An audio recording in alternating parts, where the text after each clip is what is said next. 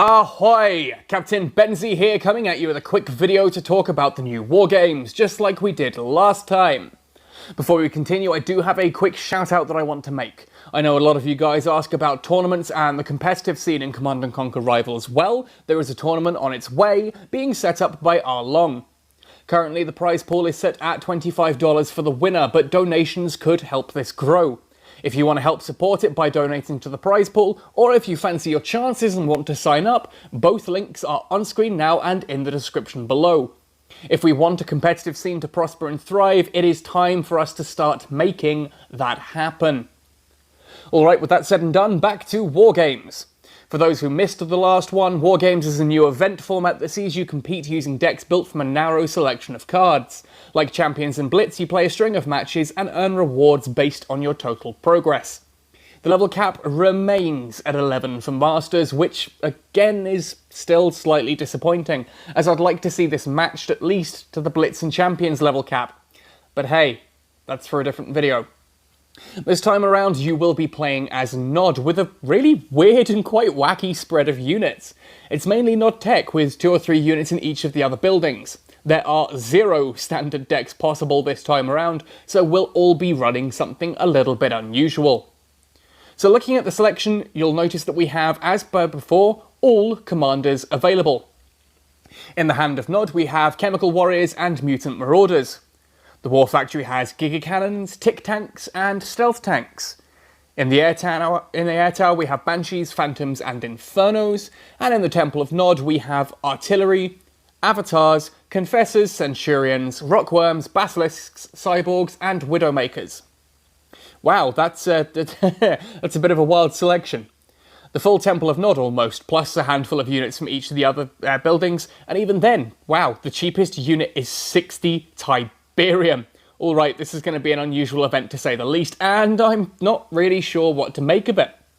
Let's look at the units available and analyse what this means for the event meta.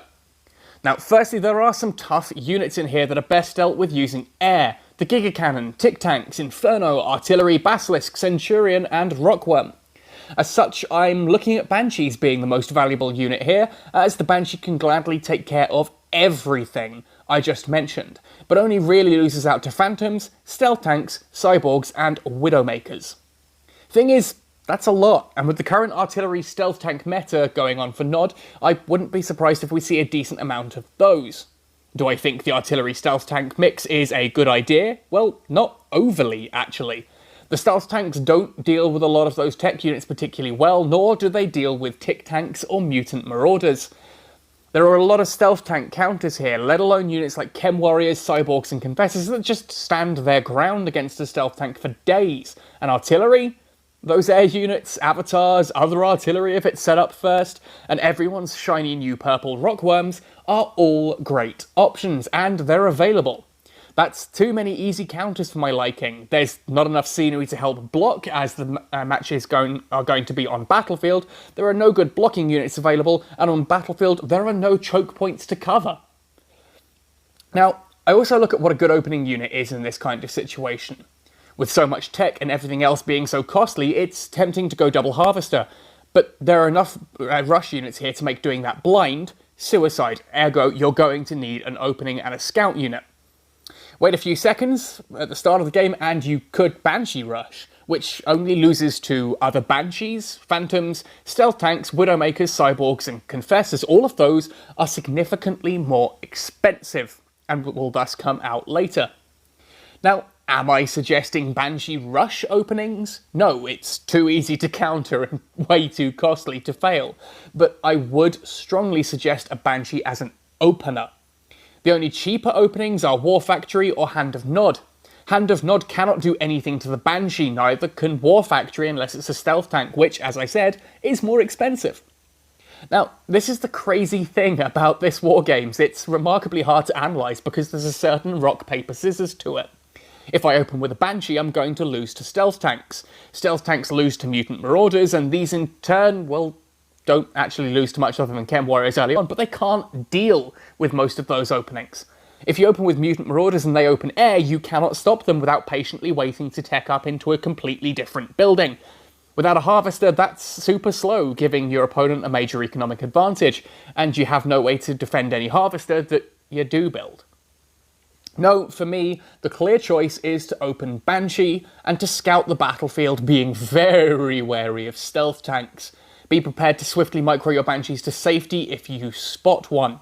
Do note that 2 Banshees can, sort of, deal with a stealth tank. It's not ideal, but it does work out as a good trade in your favour, even if it's tough to pull off.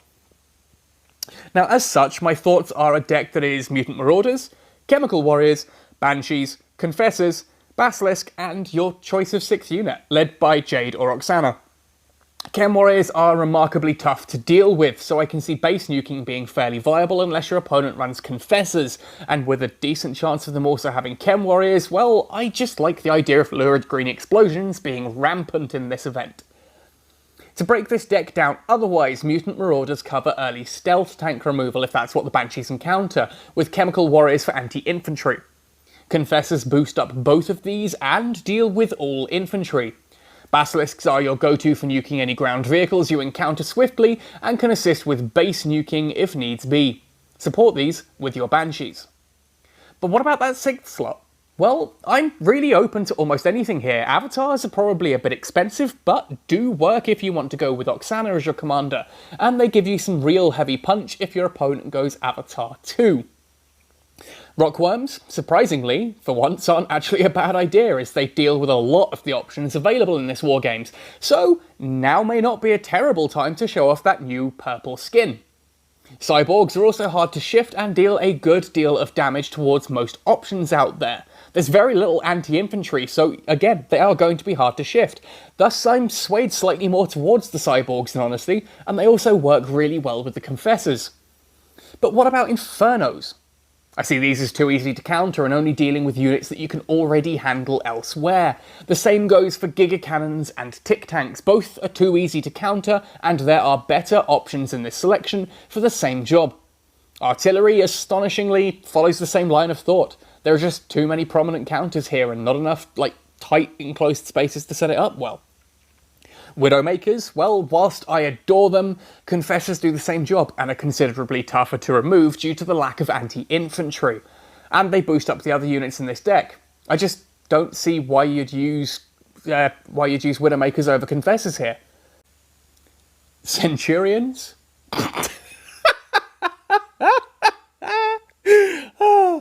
But seriously, they could actually be kind of useful, but again, they're just better options, and they suffer like Tick Tanks of being surprisingly easy to counter with this selection of units. Well, those are my thoughts at least. I could be utterly wrong on this, so what are your thoughts? Let me know in the comments, or come join us on the Gaming Galleon Discord, link in the description below and on screen now. Also, the community has voted for the next community deck challenge, and it looks like I'm going to be playing a direct base damage only situation.